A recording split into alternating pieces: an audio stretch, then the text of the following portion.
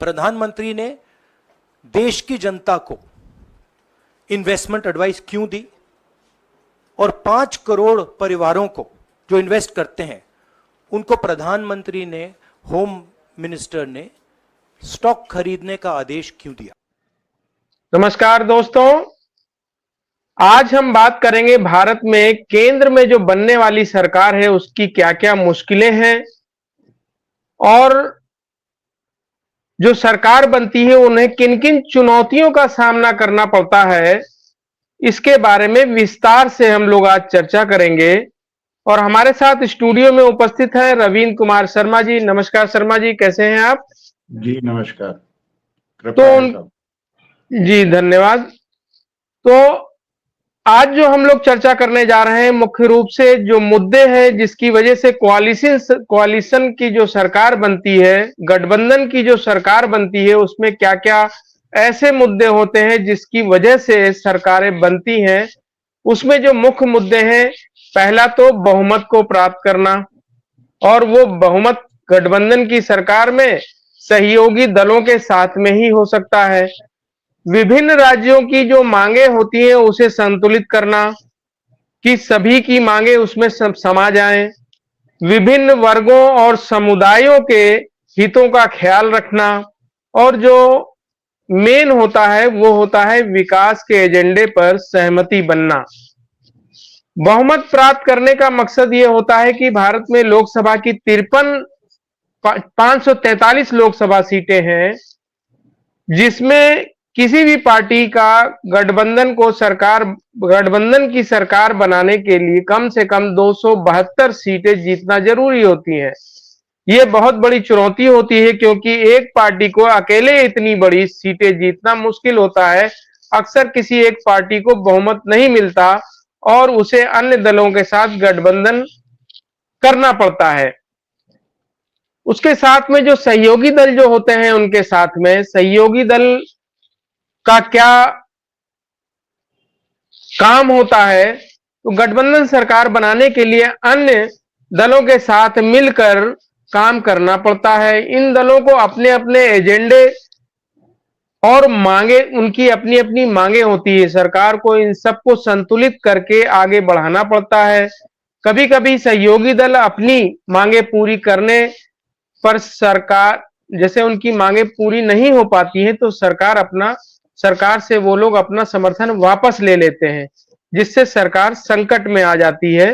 ये एक बहुत बड़ी चुनौती होती है। तो शर्मा जी, आपको क्या लगता है कि आज के टाइम पे जो सरकार बनने जा रही है वो गठबंधन की सरकार होगी, और ऐसी स्थिति में जो उनके साथ गठबंधन के लोग हैं वो कितना उनके साथ रह पाएंगे, इस पे क्या आपकी टिप्पणी है? जी नमस्कार आपको और आपके दर्शकों नमस्कार। के साथ करता हूँ। देखिए साहब, हमारे भारतीय तंत्र में या लोकतंत्र में मैं कहूँ, हमारे यहाँ मल्टी पार्टी सिस्टम है, कोई 2 पार्टी सिस्टम नहीं है। हमारे यहाँ बहुत सारी पार्टियां हैं जो अपना राजनीतिक जो वो होता है कहना कि उसको राजनीतिक उनका प्रभाव होता है, और वो पार्टियां जो है क्षेत्रीय उसमें देखा जाए, मायने में देखा जाए तो वहाँ की जो लोकल समस्याएं, जैसा आपने कहा कि वहाँ के इश्यूज भी होते हैं, जिन इश्यूज को लेकर के नेता लोग आगे बढ़ते हैं। और जो मल्टी पार्टी सिस्टम जहाँ होता है वहाँ पे कोएलिशन गवर्नमेंट्स बनती हैं, और जिन देशों में 2 पार्टी सिस्टम है, एक तरफ राइट एक तरफ लेफ्ट, या एक तरफ ए या दूसरी तरफ बी, वहां पर ये समस्याएं नहीं होती जैसे, और उसको लगभग हालांकि डेमोक्रेसी, जैसे अगर आप कहें अमेरिका में भी डेमोक्रेसी है, वहां पे क्या है 2 पार्टी सिस्टम है ऑलमोस्ट, और वहां पे एक पार्टी अगर 50% से ऊपर है तो वो गवर्नमेंट में है, अदरवाइज दूसरी जो है वो विपक्ष में। हमारे हिंदुस्तान के स्ट्रक्चर के अनुसार मल्टी पार्टी सिस्टम है। जो आज मैंडेट आया है, आज से मतलब जो 2024 का जो मैंडेट आया है, और 543 सीटों में से 272 का आंकड़ा किसी भी पार्टी ने नहीं छुआ है। हाँ, 2 घटक जो बनाए गए, जिसको एनडीए और इंडिया कोएलिशन का जो दोनों घटक थे वो आमने सामने थे, उसमें भी अगर देखा जाए तो एक तरफ 26-28 पार्टियां हैं, एक तरफ 30-35-40 पार्टियां हैं, इस तरीके का वो है। अब समस्या का आपने प्रश्न किया अबरार जी कि क्या क्या समस्याएं होती है। समस्याएं ये होती है कि सभी दलों को अपने हित की बात तो करनी होती है, और एक ऑथोरिटेरियन जो एक एटीट्यूड अब पिछली सरकार में था, यानी कि 2019 की सरकार में था, 2014 की सरकार में था, जो जिसको भारतीय जनता पार्टी लीड कर रही थी, उसका जो ऑथोरिटेरियन रवैया रहा, जैसा हम सभी ने देखा, वो ऑथोरिटेरियन रवैया इस 2024 में अभी जी, तक के बिल्कुल जो ऐसा आंकड़े देखने बताते को हैं। मिला, बिल्कुल ठीक बात है। इसमें देखिए क्या होता है और जो दिक्कतें आती हैं गठबंधन के सरकार में, अलग अलग राज्य की अपनी अलग अलग मांगे होती हैं, वो मांगे आपस में टकराती हैं और गठबंधन टूटने का डर होता है। ये बहुत बड़ा असर इसमें होता है। और अलग अलग समुदाय, अलग अलग ख्याल के लोग होते हैं, क्योंकि भारत में जाति, धर्म, भाषा, क्षेत्र के आधार पर समाज विभाजित है। प्रत्येक वर्ग और समुदाय अपने अपने उनके अपने अपने हित होते हैं। सरकार को इन सब का ख्याल रखना होता है और उसी के हिसाब से उन्हें नीतियां बनानी होती है। कभी कभी एक वर्ग की मांगे दूसरी वर्गों के हितों को टकरा जाती हैं, जिससे संघर्ष पैदा हो जाता है। और साथ में जो मुख्य एजेंडा होता है गठबंधन का, वो होता है विकास का एजेंडा, जिस पर सभी की सहमति होना जरूरी होता है। सरकार को विकास और मुद्दों पर सहमति बनानी पड़ती है। विभिन्न दल और वर्ग विकास के मुद्दों पर अलग अलग राय रखते हैं। सरकार को इन सबको मिलाकर एक संतुलित विकास का एजेंडा बनाना पड़ता है। कभी कभी विकास के नाम पर पर्यावरण और अल्पसंख्यकों के हितों के को नुकसान पहुंचाता है, जिससे विरोध होता है। इन सब चुनौतियों का सामना करना पड़ता है और सरकार को ये एक बहुत बड़ी चुनौती होती है सरकार के लिए, और इन सभी जटिल प्रक्रिया के बीच से उन्हें गुजरना पड़ता है। अब सबसे बड़ा मुद्दा आज के टाइम पर यह है कि आखिर सरकार बनाने में सफल कौन होगा देश के अंदर, क्योंकि 2024 का चुनाव हो चुका है। एक तरफ जो मुख्य चेहरे के रूप में है नरेंद्र मोदी, और दूसरी तरफ मुख्य चेहरे के रूप में है वो है राहुल गांधी।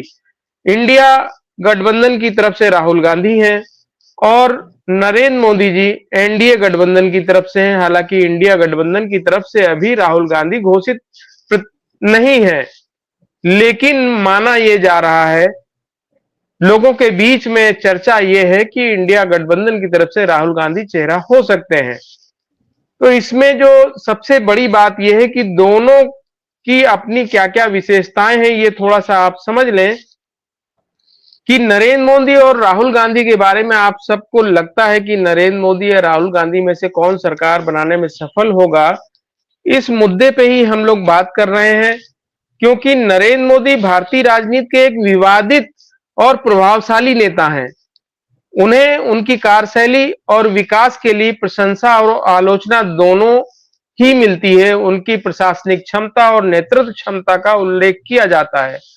वहीं पर अगर हम लोग चलते हैं, बात अगर करते हैं राहुल गांधी जी के बारे में, तो राहुल गांधी को भारतीय राजनीति में एक युवा और विचारशील नेता के रूप में देखा जाता है, लेकिन उनके नेतृत्व का प्रभाव उनके जो पूर्व में प्रधानमंत्री परिवार से रहे, चाहे वो उनके दादी जी रही, चाहे उनके पिताजी रहे, उनके मुकाबले में अभी कम आंका जाता है, क्योंकि अभी तक उन्होंने नेतृत्व नहीं किया है।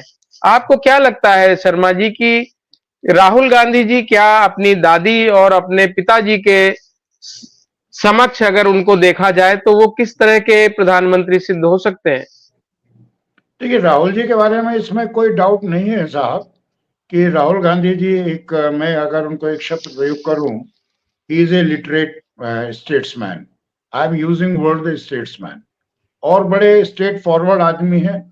और अगर एक जननायक के उस पर देखा जाए तो वो एक कॉमन आदमी की पीड़ा समझते हैं।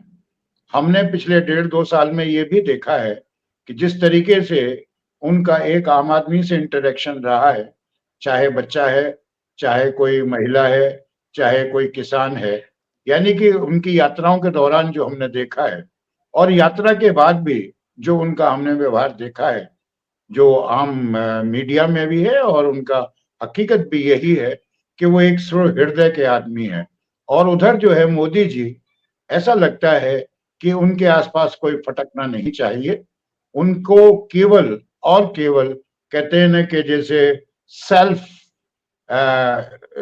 सेल्फ दिखाने की जो मतलब एक अपने आप को स्वयंभू दिखाने की जो एक प्रवृत्ति है, वो शायद नरेंद्र मोदी जी में है, क्योंकि उनके पास कोई दूर दूर तक खड़ा नहीं आता है। हमने रैलियों में भी देखा है साहब, जो मीडिया में हमें रैलियां देखने को मिलती हैं कि कम से कम 100, 200, 300 मीटर की दूरी होती है और मोदी जी चले जा रहे हैं और राहुल गांधी जी लोगों से इंटरेक्शन करते हुए, हाथ मिलाते हुए चले जा रहे हैं।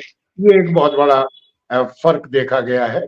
तो मैं समझता हूं कि जहां तक आपने इंदिरा जी का और राजीव जी का उनका जिक्र किया, देखिए वो भी इसी तरीके की थी। मैंने भी इंदिरा जी को देखा है, राजीव जी को देखा है, और राजीव जी को बहुत नजदीकी से देखा, इंदिरा जी को भी देखा।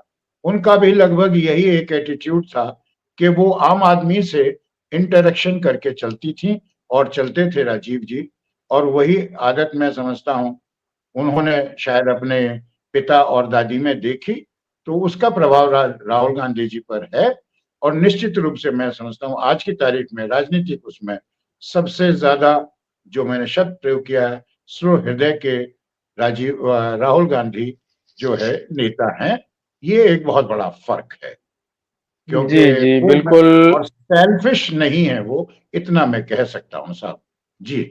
जी, अगर कंपैरिजन करते हैं दोनों नेताओं के बीच में, नरेंद्र मोदी जी और राहुल गांधी जी के बीच में अगर कंपैरिजन करते हैं, तो कहीं ना कहीं नरेंद्र मोदी जी को एक एकलवादी नेता के रूप में लोग देखते हैं कि वो कोई भी निर्णय उनका अपना होता है, जबकि राहुल गांधी जी को जो माना जाता है वो एक न्यायवादी व्यक्ति है। अगर उनसे भी कोई गलती होती तो उस चीज को वो एक्सेप्ट कर लेते हैं। तो इन दोनों के बीच में ये बहुत बड़ी एक अलग बात होती है। तो दूसरा, आज राहुल गांधी जी ने प्रेस कॉन्फ्रेंस अभी 5 बजे की है, जिसकी गिनती होने के ठीक एक दिन पहले जिस तरीके से शेयर बाजार गिरा, उसको लेकर के उन्होंने जो बातें रखी हैं, शर्मा जी आपने प्रेस कॉन्फ्रेंस सुनी हो तो बताइए उसके बारे में। जी जी, मैंने प्रेस कॉन्फ्रेंस सुनी उनकी। उन्होंने एक बड़ा एक तरीके से रहस्योद्घाटन किया है अबरार जी, कि स्वयं होम मिनिस्टर और प्रधानमंत्री जी, भाई शेयर गिर चढ़ेगा, कॉमन आदमी को शेयर मार्केट में इन्वेस्ट करना चाहिए, शेयर्स को खरीदना चाहिए। और आप ये देखिए कि लोगों ने जो है शेयर्स बहुत ज्यादा खरीदे, इन्वेस्ट किया। मध्यम वर्ग ही देखिए शेयर मार्केट में, देखिए जो बिग बॉसेस का या बिग शॉट्स की बात अलग है, मगर जो शेयर मार्केट की जो रीढ़ की हड्डी होती है, वो एक आपका कॉमन आदमी होता है, जो छोटी छोटी बचत करके जो है आपके शेयर्स में पैसा लगाता है, जिससे कि कल को उनको दो रुपए का फायदा हो सके। उन्होंने आह्वान दिया था, लोगों ने जो है शेयर्स खरीदे, मगर जैसे ही रिजल्ट आने शुरू हुए तो एकदम से शेयर मार्केट 3000 4000 पॉइंट तक लगभग गिरा।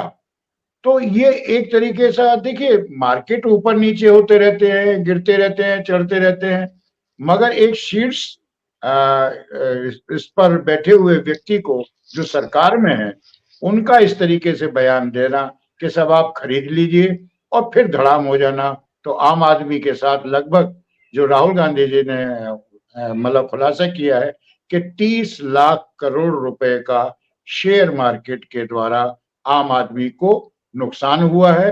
और उन्होंने जेपीसी की भी, और वो जो पैसा था वो फॉरेन इन्वेस्टर्स जो है निकाल करके लेके चले गए, या इसकी कोई जेपीसी एक डिमांड की है उन्होंने।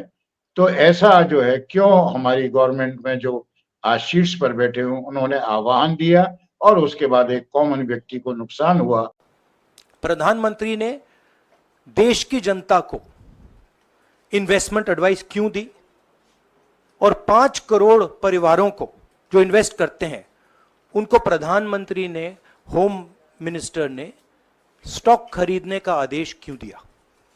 दूसरा, दोनों इंटरव्यूज जो किए गए थे वो अदानी जी के जो चैनल्स हैं उनको दिए गए थे, उन पर सेबी का इन्वेस्टिगेशन हो रहा है, तो उन चैनल्स का क्या रोल है।